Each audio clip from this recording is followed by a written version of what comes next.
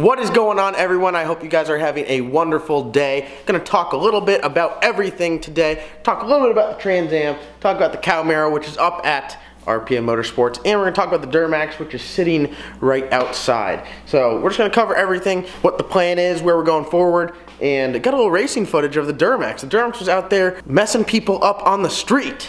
So we'll start off with the Trans Am. Now, since you guys have seen last, haven't really messed with it too much.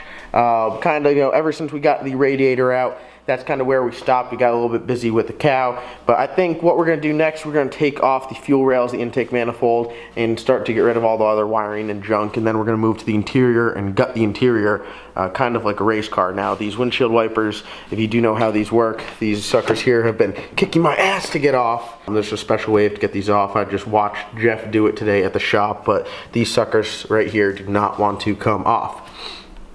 Other than that, haven't really ordered too many parts up for this car yet. Haven't really ordered anything. The only thing I got is that motor plate over there. I have the mid plate coming in shortly. So yeah, once we get that, whole accessory drive, that's going to be all different. Hopefully the motor is going to be different. Hopefully the transmission is going to be different. So yeah, still trying to get rid of the LS1. I haven't really been pushing it or trying to really hard. It just kind of is what it is.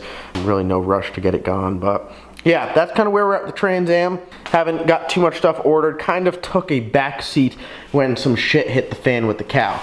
Now, we talk about the Cowmaro. What happened with that? So, you guys saw the Dyno Day video where I talked about that. And I said, man, it was down on power. Didn't put some good numbers.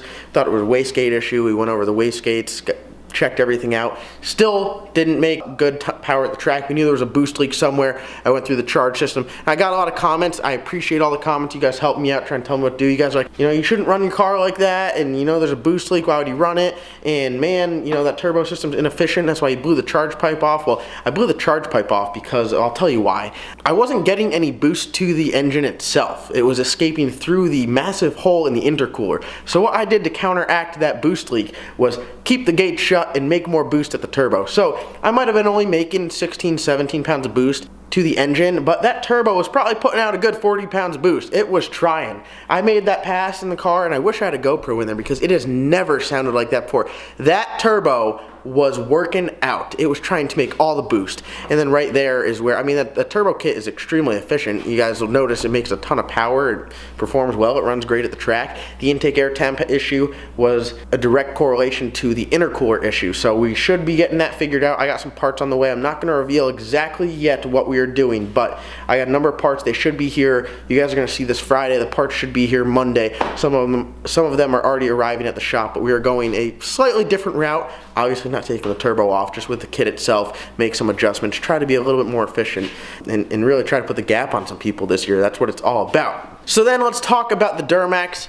If it wasn't so cold here in North Carolina, I would definitely crack the window here for you and show you, but for now, it's out there.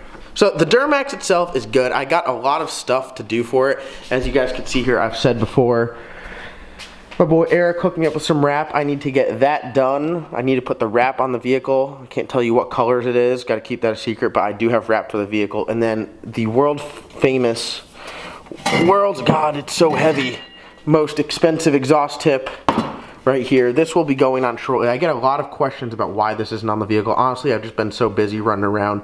The Cowmaro really does kind of take priority, as you can see. Not doing too much stuff to the chicken right now. Not doing too much to the truck because the cow does take priority. So what I got going on for the truck, I got some lights here from Oxbeam. They sent me some like rock lights for it.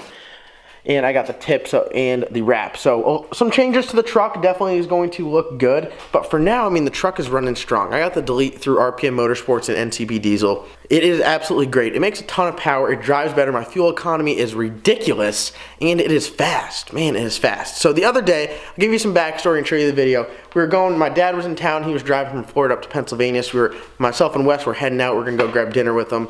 And Wes is my boy. He's always with me. He's my filmer. So when we pulled up on a Mustang, he knew, pow, got the phone out, got ready to talk some shit and film. So this Boss 302 pulls up next to us, and we were out in front of him, and he was hauling ass behind us, making noise. You can hear him shifting gears, and he pulls up to the stoplight. Mach 1, he pulls up to the stoplight and grabs the brakes right next to us. And I knew at that point, I said, Wes, it's about to happen. And Wes was like, oh boy, we're about to put the gap on him. So we go to leave the stoplight, and I know you guys have seen this a lot from diesel guys, where they just kind of gun it out for a stoplight and the other person sitting there like, oh, I smoked you. Well, when we left the stoplight, this guy dropped the clutch, didn't trip the tires or anything, but he started to get on it. So at that point, Wes goes, gap him. Oh, hold on.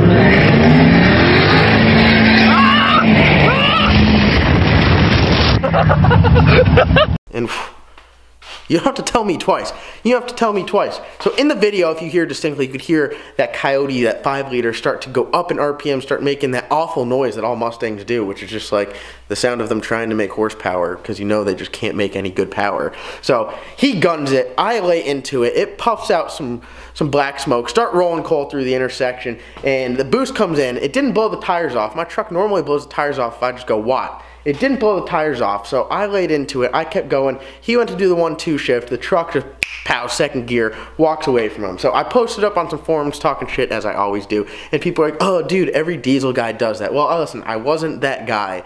He got into it first, he asked for it, and the sauce was delivered to him. So don't ever be sleeping on the streets with me. If I'm out there on the streets and you come up and you leave hard, you are going to get the sauce. That is just how it is.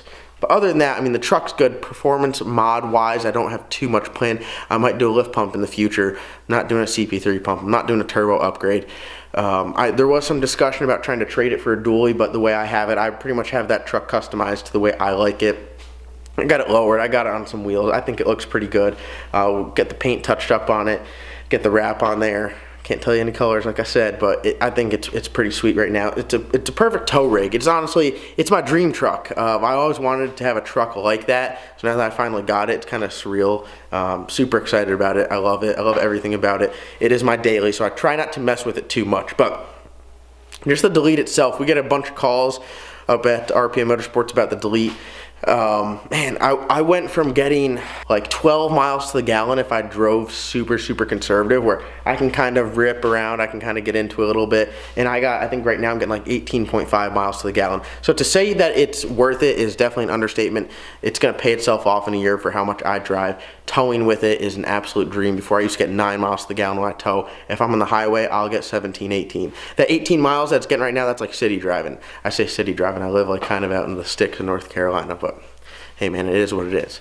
So I hope you guys enjoyed this video. I really don't like to do these videos where I just stand here and talk, but I have to give you an update. It's 37 degrees out. I don't know why it's that cold in North Carolina, so I just need to make a video to let you guys know what's going on here. The next video you will see will be my response to the call out. I know I was called out by Guitarmageddon ZL1 and a bunch of those guys out there. I'm just gonna say it in this video right now. I'm calling a couple of them out. The cow's gonna be up there putting the gap on them. Yes, I know it's not together right now, but got some good parts coming in. The team at RPM Motorsports and Jeff, I mean, I'm in the best hands there. I know it's gonna be bad. I know it's gonna be quick. It's gonna get converted to E85. Already got the injectors in there. Chris Crawford, my tuner, is going to put a badass tune in it, and we should go up there and really haul some ass. So yes, I'll be at the YouTube call out. Wes will be there. Jeff will be there. I think a couple guys from RPM are gonna be there. So it's sweet. I'm excited. I can't wait. Got to get the car back together. So next video see will be a call out response to Nick, and I'm going to call out a few other guys up there. Might as well, right? We're going to be there, knock them all out at once. And then you'll see we're going to start to, I'll show the coverage of the build where the cow, kind of the next step in the cow's life, and then we'll get back to the chicken after that. Meanwhile, we'll be doing some racing and working on the Duramax. So busy next couple weeks coming up. I'm super excited. I like to challenge myself. It's definitely a challenge balancing work at RPM Motorsports and editing these videos and working on the vehicles. A lot of work goes into it, but I do want to provide you guys with the best content. We are close to 50K, so if it is your first time stopping by, please go down and click that subscribe button. I do appreciate it. I never thought we'd get this far, but I'm hoping this is the start, you know, hoping we can just go from here. If I'm super white from this video, I apologize. I don't know why I turned these lights on, but I've just been blinded the entire time.